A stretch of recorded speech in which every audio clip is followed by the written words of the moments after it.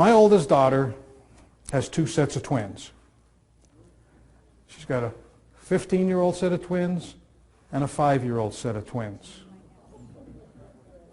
And in the middle is a 7-year-old princess of terror. And the name of that princess of terror is Nicolina, right. Let me tell you how bright this kid is. When she was 3.5 years old, Chris and Tommy tried to get her into a preschool, but the preschool only accepted 4-year-olds. But they kept trying and trying and trying to get her into this preschool. Finally, the school relented, and they let her in at 3.5 years old. 2 weeks after she was there, the teacher called Chris and said, "Chris, I have to tell you this story. Today I had the kids in class." Now, there are only 9 kids in class. And she had them sitting on the floor. And she said, "How many of you know where apples come from?" Everybody's waving their hand and smiling. I know. Where do apples come from? Trees. Very good. And then I asked them, "Where do oranges come from?" Everybody's waving their hand. "Where do oranges come from?" Trees. Very good. And then she asked them, "Where does wood come from?" All of the heads went down. Don't call on me kind of a thing. Here's Nicolina. I know. "Nicolina, where does wood come from?" "Home Depot." The kid's a genius. Well, anyway, when Nicolina was 2.5 years old, well, I have to set this thing up. First of all, I have to tell you, these are my trifocals. I need trifocals so that I can see far away and the people in the middle, and then if I have to read something, I can read something up close. When I'm not doing a program, I always wear single vision lenses for far away.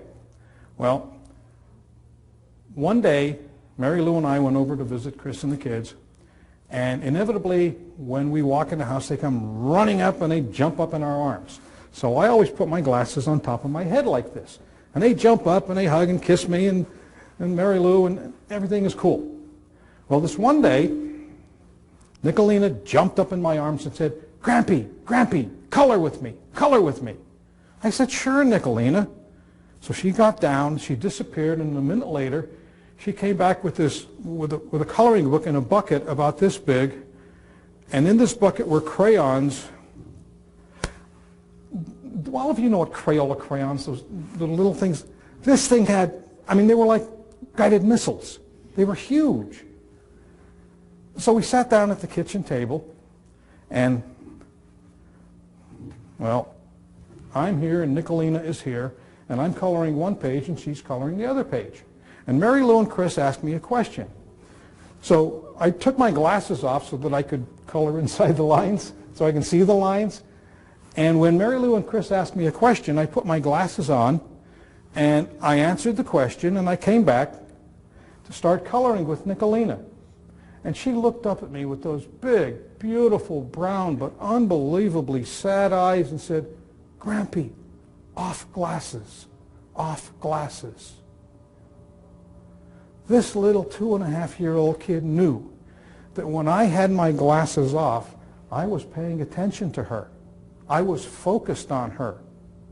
With my glasses on, it means I'm focusing on everything. 2.5 years old.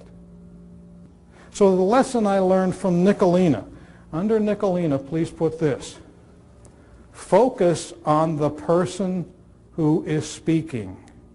Focus on the person who is speaking.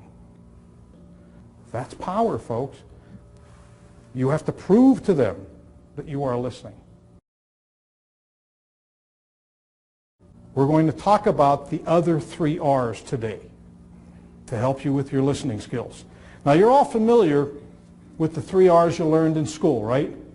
Reading, writing, and recess.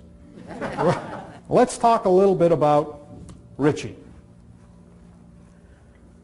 From the time I was in 4th grade,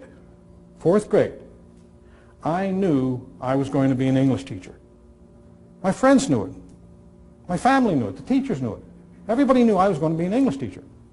And so from the time I was in 4th grade, all the way through grade school, all the way through high school, all the way through college, I prepared myself to be an English teacher. And so when I graduated from college, I became an English teacher. Exactly.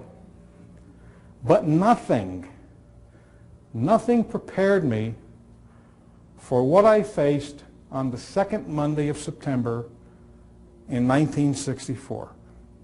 On the second Monday of September in 1964, I walked into my homeroom, room 304 of the Sherburne-Earlville School District, opened the door, and there, sitting on the window ledge, 3 floors above the ground, was Richie Lewandowski.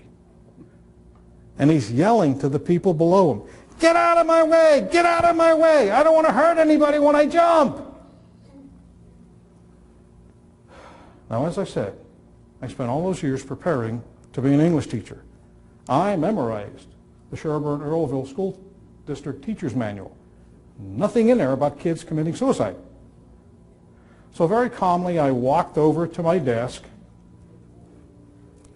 and I dropped my briefcase on the floor, and I dropped my seat in the seat, and I dropped my elbows on the desk, and I dropped my face in my hands, and I said, "Richie, what's this all about?"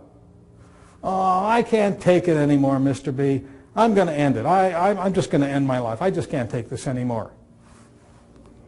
"Richie, what's this all about?" "Oh, Mr. B, nobody ever listens to me. My teachers don't listen to me. My friends don't listen to me. My family doesn't listen to me. I can't take it. I'm just going to end it all."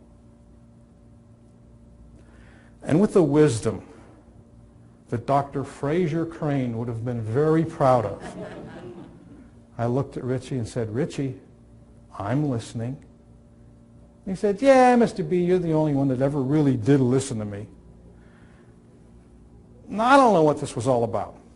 I don't know whether this was initiation for brand new teachers. I don't know if somebody paid him $50 to do this. I don't know whether this was a bet. Fortunately, Richie did not jump. But his words have stuck with me all my life. Nobody ever listens to me. Now think about that. Richie was a 7th grader.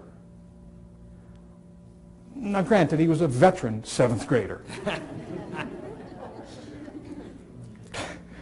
Richie was one of only 2 guys to drive his own pickup to school.